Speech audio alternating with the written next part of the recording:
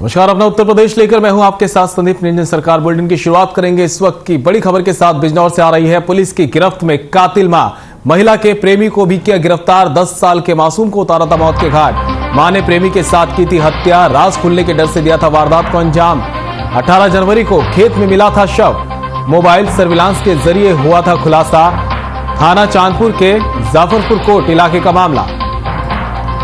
इस वक्त की बड़ी खबर से आपको रूबरू करा रहे हैं। बिजनौर से आ रही है पुलिस की गिरफ्त में कातिल मां। महिला के प्रेमी को भी किया गिरफ्तार। 10 साल के मासूम को उतारा था मौत के घाट। मां ने प्रेमी के साथ की थी हत्या। राज खुलने के डर से दिया था वारदात को अंजाम। 18 जनवरी को खेत में मिला था शव। मोबाइल सर्विलांस के जरिए हुआ था खुलासा। थाना चांदपुर के जाफरपुर कोट इलाके का यह पूरा मामला बताया जा रहा है।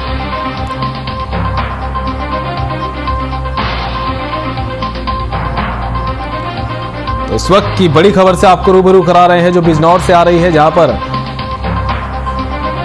पुलिस की गिरफ्त में कातिल मां और उसका प्रेमी। आप देख सकते हैं तस्वीरों में 10 साल के मासूम को मौत के घाट उतारता। दरअसल अवैध संबंधों का पूरा मामला बताया जा रहा है, जहां पर राज खुलने के डर से महिला ने अपने ही बेटे को मौत के घाट उतार दिया और उसका साथ दिया था उसके प्रेमी ने। और 18 जनवरी को खेतों में मासूम का शव मिला था।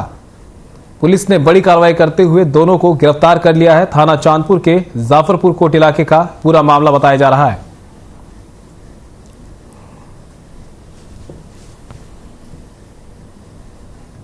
स्क्वाड की मदद से इस घटना का सफल अनावरण किया और 2 अभियुक्त इसमें गिरफ्तार हुए। एक बच्चे की मां है और टिंकू सैनी जो उसी का पड़ोस का है।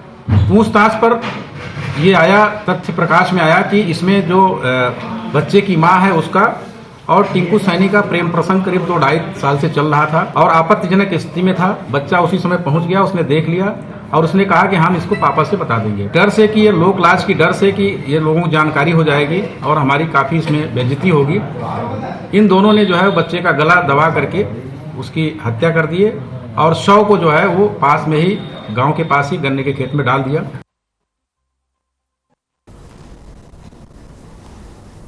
वहीं बांदा जिले के देहात कोतवाली क्षेत्र में तेज रफ्तार ट्रक ने सड़क पार कर रहे एक युवक को रौंद दिया। राहगीरों की सूचना पर पुलिस मौके पर पहुंची। हादसे में शव के कई अंग अलग अलग हो गए थे। पुलिस ने शव को मोर्चरी में रखवाया है। इसके साथ ही पुलिस ने आरोपी वाहन चालक को हिरासत में ले लिया है। व्यक्ति की मौत के बाद से परिजनों में कोहराम मचा हुआ है।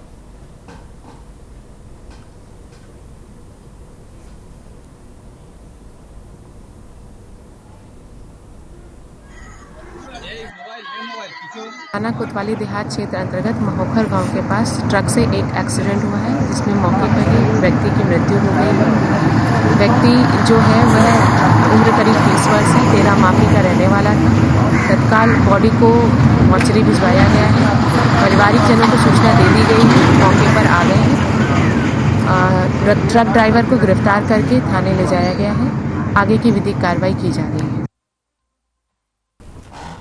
और संभल से इस वक्त की बड़ी खबर सामने आ रही है। ब्लॉक प्रमुख के बेटे का वीडियो वायरल। हाथों में शस्त्र लेकर डांस का वीडियो वायरल। वीडियो के आधार पर पुलिस ने किया केस दर्ज। असमोली की ब्लॉक प्रमुख हैं संतोष देवी। तो इस वक्त की बड़ी खबर से आपको रूबरू करा रहे हैं।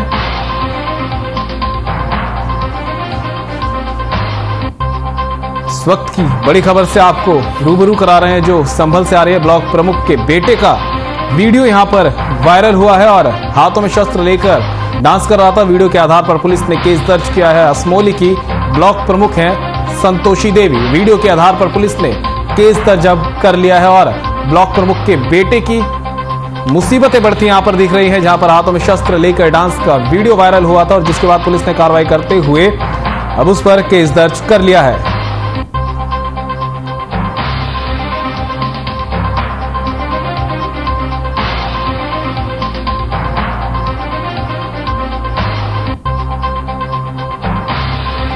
तो इस वक्त की बड़ी खबर से आपको रूबरू करा रहे हैं, जहां पर ये तस्वीरें आप देख रहे हैं किस तरह से हत्यारों के साथ में डांस करते ब्लॉक प्रमुख के बेटे का वीडियो वायरल हुआ था, जिसके बाद अब पुलिस ने जो है आरोपी पर केस दर्ज कर लिया है। संभल की तस्वीर आपको दिखा रहे हैं। तस्वीरों में देख सकते हैं किस तरह से बंदूक के साथ में ब्लॉक प्रमुख का बेटा दिखाई दे रहा है और जिसके बाद अब पुलिस ने वीडियो के आधार पर मामला दर्ज कर लिया है। असमोली की ब्लॉक प्रमुख है संतोषी देवी, जिनके बेटे का वीडियो ये वायरल हो रहा है।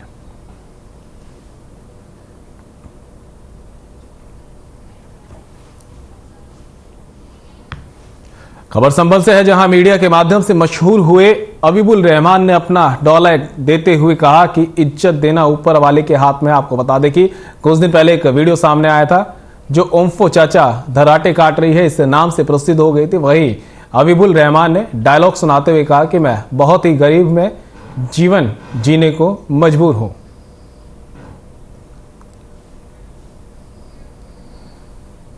तो ओम्फो चाचा ने अपनी जो है मुसीबत सुनाई है।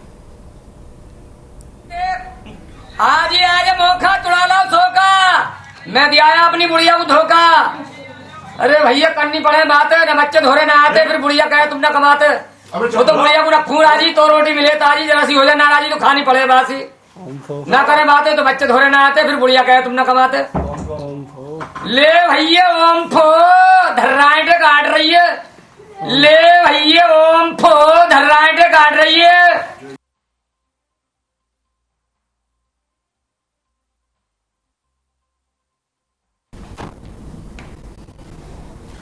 बुलंदशहर से इस बीच एक बड़ी खबर सामने आ रही है। त्योहारों को लेकर पुलिस अलर्ट मोड में है। ग्रामीण इलाकों के साथ रोड पर किया पैदल मार्च। थाना खुर्जा देहात प्रभारी दिनेश सिंह सतर्क हुए हैं। थाना खुर्जा देहात प्रभारी ने किया पैदल मार्च। पुलिस टीम के साथ ये पैदल मार्च किया गया है। एसएसपी ने थाना प्रभारियों को जरूरी दिशा निर्देश भी दिया और थाना प्रभारी की लोगों से अपील भी आई है कि अराजक तत्वों के बारे में सूचना पुलिस को ये लोग दें।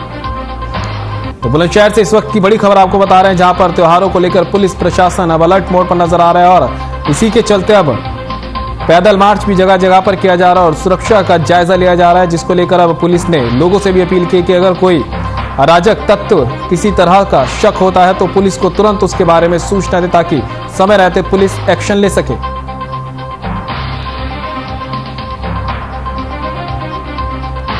इस वक्त की बड़ी खबर से आपको रूबरू कर रहे हैं, जहां पर आगामी त्योहारों को लेकर पुलिस प्रशासन अलर्ट है और बुलंदशहर की पुलिस इस समय अलर्ट मोड में दिखाई दे रही है और ग्रामीण इलाकों के साथ रोड पर पैदल मार्च भी यहां पर किया जा रहा है।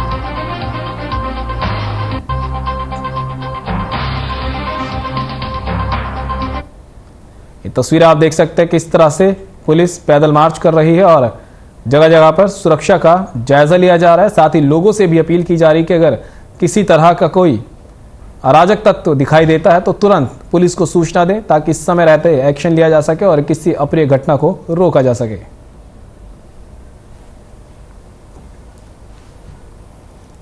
खबर बिजनौर से है, जहां एसपी देहात सिंह और दिनेश सिंह और अपर पुलिस अधीक्षक क्षेत्राधिकारी धामपुर इंदु सिद्धार्थ की ओर से थाना सियोहारा क्षेत्र के अंतर्गत कानून व्यवस्था को सुदृढ़ करने के लिए भारी पुलिस फोर्स के साथ भीड़भाड़ वाले स्थानों, रेलवे स्टेशन स्थानों पर पैदल गश्त कर आमजन को सुरक्षा का एहसास करवाया गया। लगातार एसपी दिनेश सिंह की ओर से सभी थाना क्षेत्रों में जाकर पैदल गश्त किया जा रहा है। वहीं पुलिस की शैली से आमजन में पुलिस के प्रति विश्वास जगाया जा रहा है।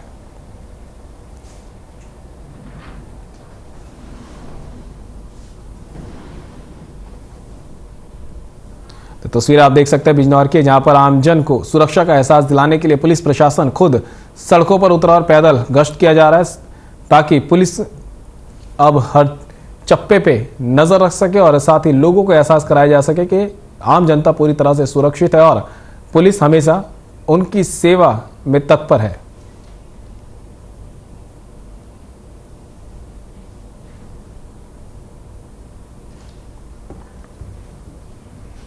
खबर बिजनौर से है, जहां आगामी 23 जनवरी 2023 को जनपद बिजनौर में आयोजित होने वाले इन्वेस्टर समिट के संबंध में जिलाधिकारी उमेश मिश्रा ने मीडिया को जानकारी देते हुए बताया कि अभी तक 120 उद्यमियों ने 4,500 करोड़ रुपए के निवेश जनपद में करने के लिए पंजीयन कराया है, जिसमें करीब 20,000 लोगों को रोजगार मिलेगा। इन्वेस्टर समिट के लिए लोगो भी जारी किया गया है। जिलाधिकारी उमेश मिश्रा ने बताया कि नए पर्यटन नीति 2022 में 25 से 30% तक की सब्सिडी का प्रावधान भी है।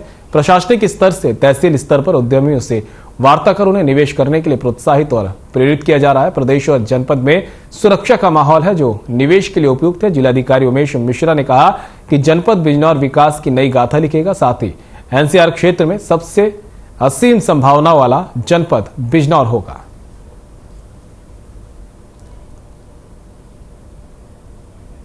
वो ये सारे लोग पूरे विश्व में भारत का प्रतिनिधित्व कर रहे हैं।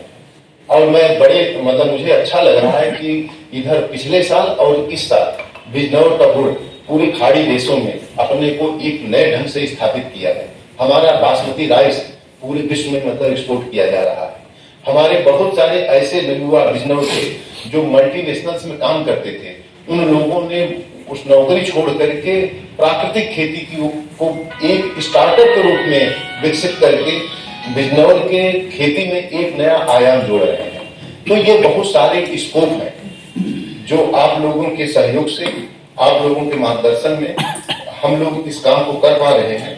तो जो 23 तारीख को हम लोग एक मीट कर रहे हैं, उसमें भी आप लोगों के द्वारा मैं सबसे बड़ी बात ये कहूंगा कि आप लोगों की पहली निगाह होनी चाहिए। कहीं कोई ऐसी बात हो रही चूंकि आपको हमसे ज्यादा पहले बातें पता चलती हैं, और ये हो सकता है कि कोई चीजें ऐसी हो रही हो कि जो हमें ही नहीं पता चल रही हो, तो आप लोग जब हमें अलर्ट कर देते हैं, बता देते हैं, तो हम उसको सुधार करने का हमको मौका मिलता है।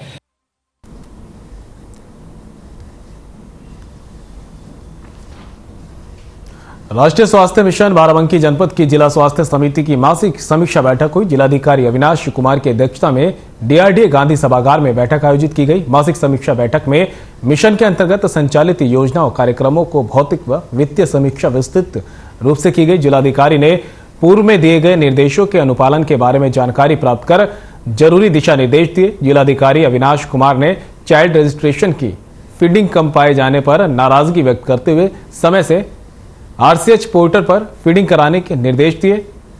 चिकित्सा अधिकारी को दिए योजना के अंतर्गत 100% लाभार्थियों का भुगतान कराया जाए। उन्होंने कहा कि प्रत्येक दिशा में लक्ष्य के सापेक्ष प्रगति सुनिश्चित की जाए। इस अवसर पर मुख्य विकास अधिकारी एकता सिंह, मुख्य चिकित्सा अधिकारी doctor Awadhesh Yadav, joint magistrate Sumit Mahajan, मुख्य चिकित्सा अधिकारी डॉक्टर ब्रजेश सहित समस्त चिकित्सा अधिकारी उपस्थित रहे।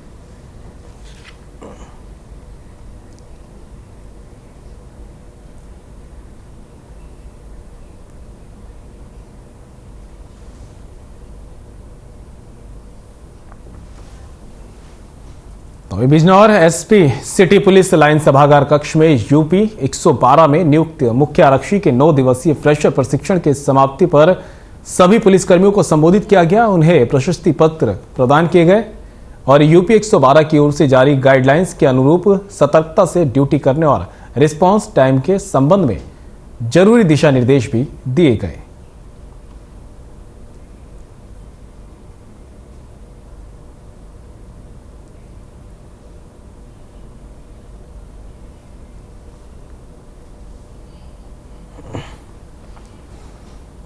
तो वहीं सीतापुर के मुख्य चिकित्सा अधिकारी कार्यालय में प्रेस कॉन्फ्रेंस का आयोजन किया गया। प्रेस कॉन्फ्रेंस में मुख्य चिकित्सा अधिकारी डॉक्टर मधु गैरोला ने नियमित टीकाकरण को लेकर लोगों को जागरूक रहने के लिए कहा। साथ ही उन्होंने कहा कि बच्चों के महत्वपूर्ण नियमित टीकाकरण जरूर करवाने चाहिए, जिससे कि गंभीर बीमारियों से बचा जा सके। मुख्य चिकित्सा अधिकारी ने कहा टीबी, हेपेटाइटिस बी, पोलियो, गलघोटू, काली खांसी, टेटनस, हीमोफिल्स, इन्फ्लुएंजा टाइप बी संबंधित रोग, रोटा वायरस जनित डायरिया, निमोकोकल रोग, खसरा, रुबेला, जापानी इंसेफेलाइटिस, ये 12 बीमारियां हैं जिन्हें रोकने के लिए गर्भवती माता बच्चों को सारणी के अनुसार टीके लगाए जाते हैं। उन्होंने आगे बताया उत्तर प्रदेश सरकार ने 9 जनवरी से 20 जनवरी, 13 फरवरी से 22 फरवरी और 13 मार्च से 22 मार्च तक विशेष टीकाकरण मनाया जाने का निर्णय लिया।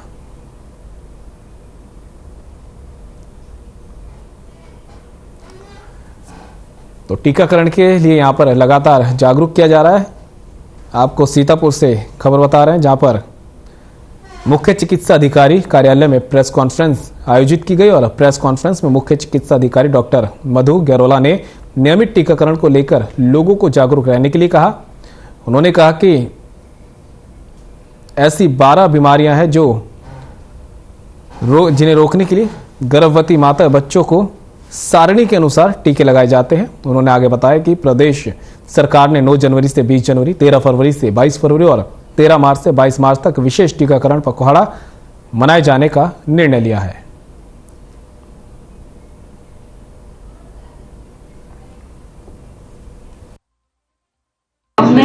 विशेष टीकाकरण अभियान जो हमारे प्रदेश में चल रहा है और हमारे जनपद में भी चल रहा है, उसके बुलाई है।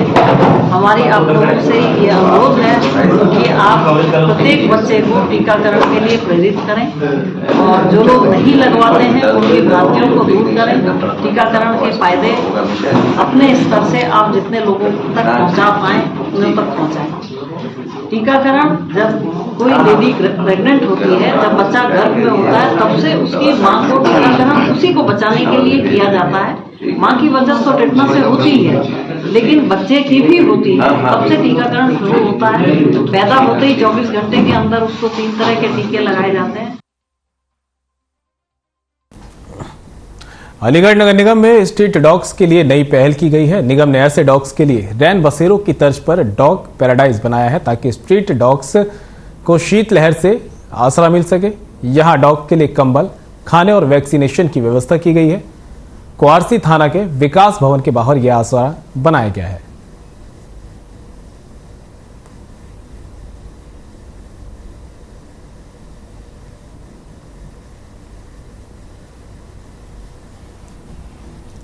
लखनऊ में होने वाले ग्लोबल इन्वेस्टर समिट 2023 को लेकर तैयारियां तेज कर दी गई है। आयोजन को लेकर लोक निर्माण विभाग के विश्वेश्वरैया सभागार में बैठक की गई। आपको बता दें कि प्राविधिक शिक्षा और उपभोक्ता संरक्षण मंत्री आशीष पटेल की अध्यक्षता में बैठक का आयोजन किया गया। विभाग के साथ जुड़े उद्योग, शैक्षणिक समूहों, स्टार्टअप, इंक्यूबेटर और अन्य संस्थाओं के प्रतिनिधियों और संगठनों के प्रमुखों ने बैठक में चर्चा की।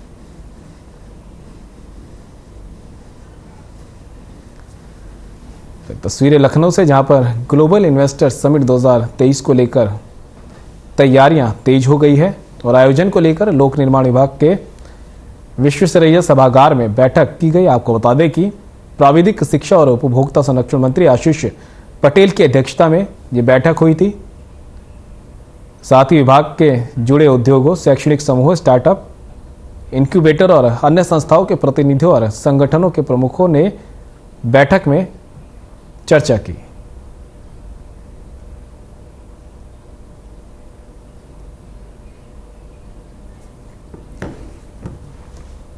उत्तर प्रदेश में लगातार योगी सरकार ग्लोबल इन्वेस्टर समिट के माध्यम से निवेश लाने पर जोर दे रही है। इसी कड़ी में लखनऊ में समाज कल्याण विभाग के साथ उत्तर प्रदेश अनुसूचित जनजाति वित्त विकास निगम और दलित इंडियन चैम्बर कॉमर्स इंडस्ट्रीज यानी विक्की के संयुक्त अधिवेशन में पहले समाज कल्याण मंत्री असीम अरुण ने प्रेस कॉन्फ्रेंस की। इस दौरान उन्होंने कहा कि 250 से ज्यादा उद्यमों के आने की संभावना है। अभी तक 500 करोड़ रुपए का निवेश हो गया, 1000 करोड़ रुपए के निवेश का दावा है। गौरतलब है कि असीम अरुण ने कहा कि इस इन्वेस्टर समिट में आर्थिक विकास समावेशी है। वहीं मिस्टर सुमित पर लगातार विपक्ष के हमले और खासकर अखिलेश यादव के निशाने पर बोलते हुए असीम अरुण ने कहा कि हम सबका साथ, सबका विकास के उद्देश्य से आगे बढ़ रहे हैं। विपक्ष तथ्य बिना बात कर रहा है। विपक्ष ने यूपी को जहां पर छोड़ा था, हम वहां से यूपी को बहुत आगे लेकर जा रहे हैं। लखनऊ में मंत्री असीम अरुण ने प्रेस कॉन्फ्रेंस की है और ग्लोबल इन्वेस्टर समिट को लेकर उन्होंने ये जानकारी दी है। उन्होंने कहा कि 250 से ज्यादा उद्यमियों के आने की संभावनाएं इस इन्वेस्टर समिट में है और अभी तक 500 करोड़ रुपए का निवेश हो चुका है। 1000 करोड़ के निवेश का दावा किया जा रहा है। बता दें कि असीम अरुण ने यह भी कहा कि इन्वेस्टर समिट में आर्थिक विकास समावेशी है। तो वहीं दूसरी तरफ अखिलेश यादव के निशाने पर बोलते हुए इन्होंने कहा कि हम सबका साथ, सबका विकास के उद्देश्य से आगे बढ़ रहे हैं और जहां पर विरोधी पार्टियां विकास को छोड़कर गई थी, आज प्रदेश में उससे कहीं आगे तक विकास बढ़ा है।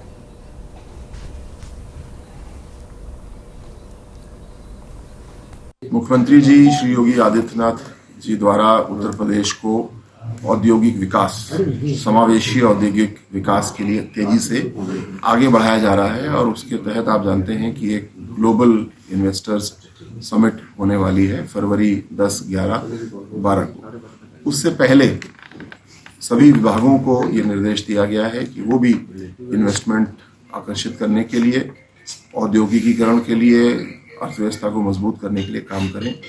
तो इसके तहत समाज कल्याण विभाग और जनजाति कल्याण विभाग, जो 2 विभाग मेरे साथ हैं, यहाँ पे आज एक आयोजन कर रहे हैं और डिक्की हमारी संस्था है Dalit Indian chambers of commerce and industry, उनके साथ मिलकर आज हमें आशा है कि 200-250 या और ज़्यादा उद्यमी आज यहाँ पे आएंगे और जो प्रदेश की औद्योगिकीकरण की आर्थिक विकास की योजना है उनके बारे में हम सामूहिक रूप से भी और एक एक करके भी उनको बता रहे हैं।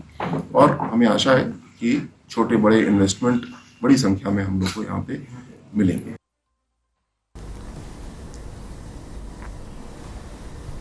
तो वही बिजनौर में पुलिस अधीक्षक दिनेश सिंह और एसपी सिटी प्रवीण रंजन ने रिहर्सल परेड का निरीक्षण किया। पुलिस लाइंस के परेड ग्राउंड में गणतंत्र दिवस की तैयारियों के लिए रिहर्सल परेड का कराया जा रहा है, जिसका निरीक्षण किया गया। निरीक्षण के दौरान परेड को और अधिक भव्य और आकर्षक बनाने के लिए जरूरी दिशा निर्देश भी दिए गए।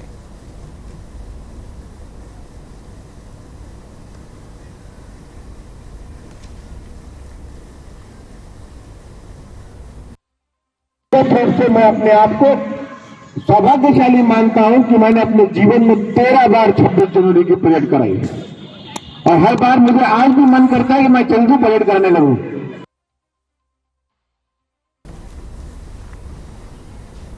देर रात कन्नौज पहुंचे अपर पुलिस महानिदेशक कानपुर जोन ने नगर का पैदल गश्त किया। एडीजी आलोक सिंह के नगर भ्रमण के दौरान व्यापारियों और आमजन से बात भी की। एडीजी के साथ भ्रमण के दौरान आईजी कानपुर रेंज प्रशांत कुमार और कन्नौज एसपी कुंवर अनुपम सिंह भी मौजूद रहे।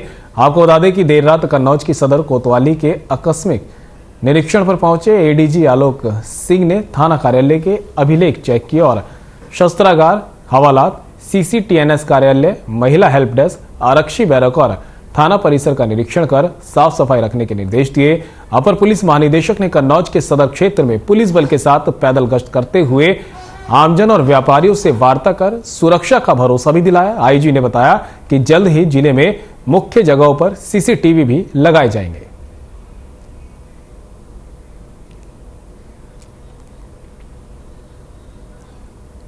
फुट मार्च है जो अपने अपने क्षेत्र में स्थानीय परिस्थितियों को देखने के लिए है। मेरे साथ आज आईजी साहब हैं और आपके जिले के कप्तान साहब हैं और शहर क्षेत्र के बाजारों में, मोहल्लों में हम सभी ने आज पैदल गश्त की। स्थानीय नागरिकों से यहाँ पर संवाद स्थापित किया, पुलिस से संबंधित उनकी जो प्रतिक्रियाएं थी वो जानी और उनसे जो हमारी अपेक्षाएं हैं उनके बारे में उनसे रास्ते में विचार विमर्श किया गया। फुट मार्च है जो अपने अपने क्षेत्र में स्थानीय परिस्थितियों को देखने के लिए है। मेरे साथ आज आईजी साहब हैं और आपके जिले के कप्तान साहब हैं और शहर क्षेत्र के बाजारों में, मोहल्लों में हम सभी ने आज पैदल गश्त की। स्थानीय नागरिकों से यहाँ पर संवाद स्थापित किया, पुलिस से संबंधित उनकी जो प्रतिक्रियाएं थी वो जानी और उनसे जो हमारी अपेक्षाएं हैं उनके बारे में उनसे रास्ते में विचार विमर्श किया गया। फुट मार्च है।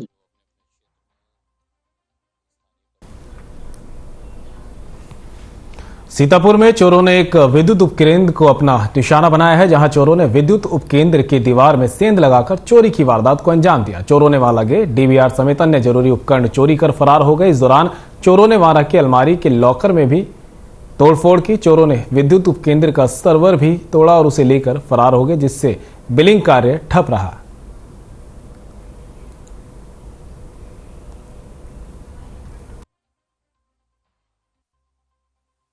चोरी रात में करीब हुई है। अब कैसे हुई है इसका सेंध काट के दीवार काट दिया इन्होंने। क्या क्या गया?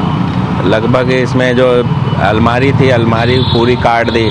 वो पैसा ढूंढने आए थे, उनको पैसा नहीं मिला तो इधर बिलिंग काउंटर तोड़ दिया और डीवीआर चोरी हो गया है और मेरा बिलिंग काउंटर का सर्वर जो है वो चोरी हो गया है। काम क्या आज बंद है सर? हाँ, इसीलिए आज काम बंद है। उस कारण बिलिंग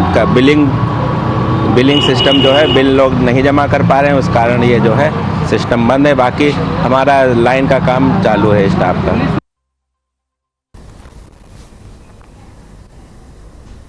बिजनौर के नूरपुर में आरआर पब्लिक स्कूल में परीक्षा पे चर्चा विषय के अंतर्गत चित्रकारी पोस्टर मेकिंग प्रतियोगिता का आयोजन किया गया, जिसमें आरआर पब्लिक स्कूल के 400 छात्र छात्राओं के अलावा कई स्कूलों के 1040 छात्र छात्राओं ने प्रतिभाग किया। विधान परिषद सदस्य गोपाल अंजन, बीजेपी के जिलाध्यक्ष सुभाष वाल्मीकि, स्कूल के प्रिंसिपल मनु गुप्ता सहित कई मुख्य अतिथियों ने मां सरस्वती के चित्र पर दीप प्रज्वलित कर कार्यक्रम का शुभारंभ किया। प्रिंसिपल प्रणय मनु गुप्ता के अनुसार इस प्रतियोगिता में कक्षा 1 से कक्षा 12वीं तक के 1040 छात्र छात्राओं ने बढ़ चढ़कर हिस्सा लिया। इसमें विद्यार्थियों को चित्रकारी में पेंटिंग के लिए 1 घंटे का समय दिया गया था, जिसमें प्रत्येक छात्र छात्राओं ने अपनी कला का भरपूर प्रदर्शन किया। मुख्य अतिथि एमएलसी ने कहा कि इस प्रतियोगिता का उद्देश्य बच्चों को परीक्षा में तनाव से दूर रखने के अलावा बच्चों में आत्मविश्वास के साथ साथ परीक्षा के उत्सव के रूप में स्वीकार करने की प्रेरणा मिलेगी।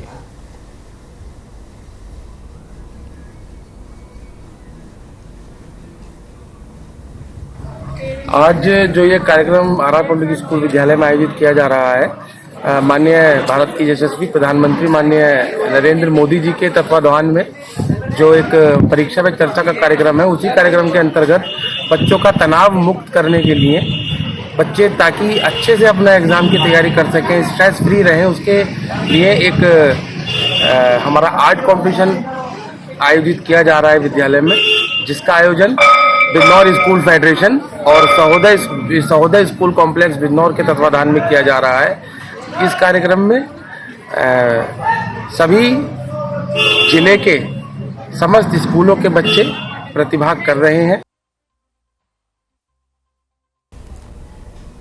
और फिलहाल अपना उत्तर प्रदेश में मेरे साथ इतना ही, दीजिए इजाजत, नमस्कार।